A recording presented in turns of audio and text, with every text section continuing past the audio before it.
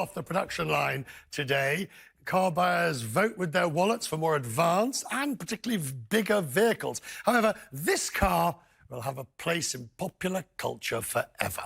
Now, the Beetle was made famous in movies like Disney's The Love Bug. Oh, I loved that movie, where the idea of a self-driving car was way ahead of its time.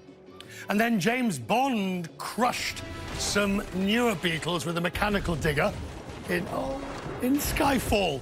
The Beetle's success in the marketplace was propelled by decades of memorable and imaginative, creative advertising campaigns. It's the stuff of legend on Madison Avenue. Most of these were self-deprecating and simple. It's been replaced. Volkswagen doesn't do it again. The Volkswagen for people who refuse to drive Volkswagens. The economics of owning a Beetle.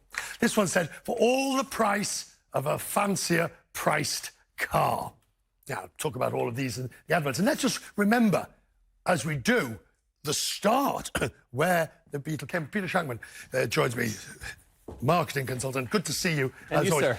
Now, in the 1960s, the Beetle advertising was a phenomenon. Oh, it was brilliant. I mean, back in the day, they didn't do stuff like this. To be self-deprecating to yourself as a brand was unheard of. Forget what you've ever seen on Mad Men. This didn't happen. Right, but let's go back to the origins of the Beetle.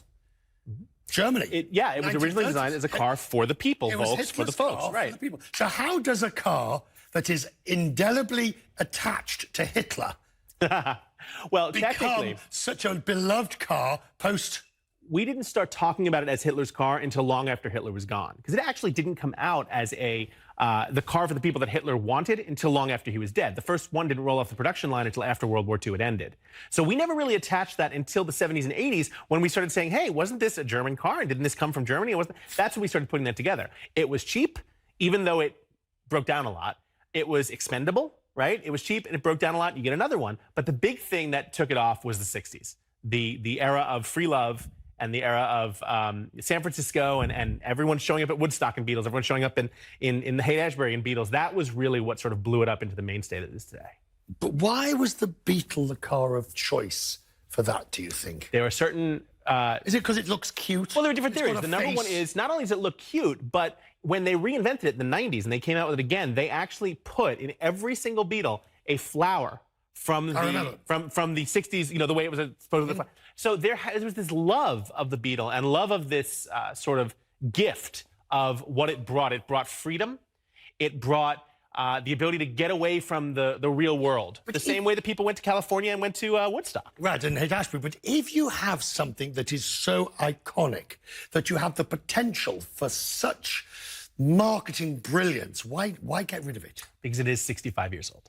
And at the end... So on that point, would it have worked to attach the name to another vehicle? Not necessarily. You know, they tried this with Not Your Father's Oldsmobile. Yep. Right? That didn't go over too well. They're trying it right now with, oh, not that Buick, this Buick, the new Buick. It's when something is that iconic, if its time has ended, you can't attach it to anything new. You have to let it go gracefully. But the Mini they've done. They have done the Mini, and keep doing the Mini. There's some success to that, again, because it works for people. But again, there's going to come a point